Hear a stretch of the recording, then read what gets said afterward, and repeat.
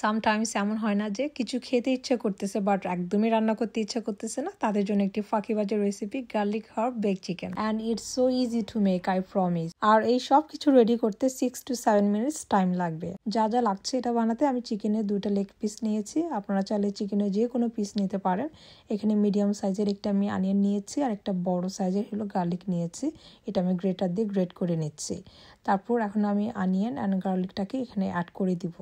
এখানে আমি কিছু ভেজিটেবলস অ্যাড করব, ক্যারটস অ্যান্ড পটেটোস। আপনারা চাইলে যে কোনো ধরনের ভেজিটেবল এখানে অ্যাড করতে পারেন বা শুধু চিকেন দিয়েও আপনারা করতে পারেন। এখানে আমি আমার মতো করে আমি কিউব করে কেটে নিচ্ছি। আমি যেহেতু এই বেকিং ট্রের মধ্যে বেক করব, তাই আমি আলাদা করে কোনো কিছু মিক্স করলাম না। এটার মধ্যে সব কিছু অ্যাড করে আমি মিক্স করব।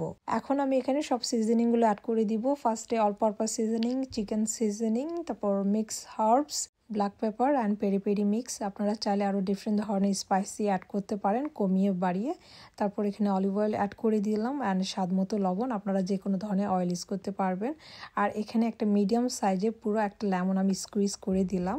এই চিকেনটা একটু ট্যাঙ্গি হয়, আমার কাছে ভালো লাগে। আপনারা লেবুর পরিমাণটা বাড়িয়ে কমিয়ে নিতে পারেন। তারপর এখন আমি খুব ভালো করে এটাকে মিক্স করে নিব যাতে চিকেনের মধ্যে সবগুলো মশলা যায়। আমি এই চিকেনের লেগটা যেহেতু অনেক বড় ছিল, তাই আমি এইভাবে কেটে কেটে দিছি যাতে এই মশলাগুলো ভিতরে ঢুকে। খুব ভালো করে মিক্স করার পরে অল্প একটু সামান্য একটু পানি নিয়ে এটাকে আমি এভাবে একটু ছড়িয়ে দিব। এই চিকেনটা থেকে এমনি পানি ছাড়বে, আমি তারপর একটু পানি দিয়ে দিলাম।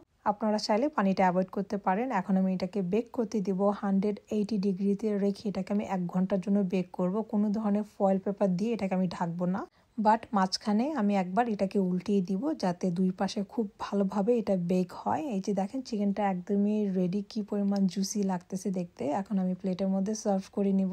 এটা হলো আমার অনেক পছন্দের একটা বেক চিকেন। এটা অনেক বেশি জুসি, ট্যাঙ্গি অ্যান্ড ফ্লেভারফুল হয়, এত মজা কি বলবো। একবার হলো ট্রাই করে দেখতে পারেন। স্পেশালি এটার গ্রেভিটা অনেক বেশি মজার হয়। এটা একদমই সহজ একটা রেসিপি, এটার জন্য কোনো ধরনের কষ্টই করতে হয় না। সব কিছু একটা প্যানের মধ্যে দিয়ে জাস্ট শুধু এটাকে বেক করে ফেলবেন। আর এই ছিল আপনাদের সাথে একটু রেসিপি। হোপফুলি ভিডিওটি আপনাদের ভালো লেগেছে।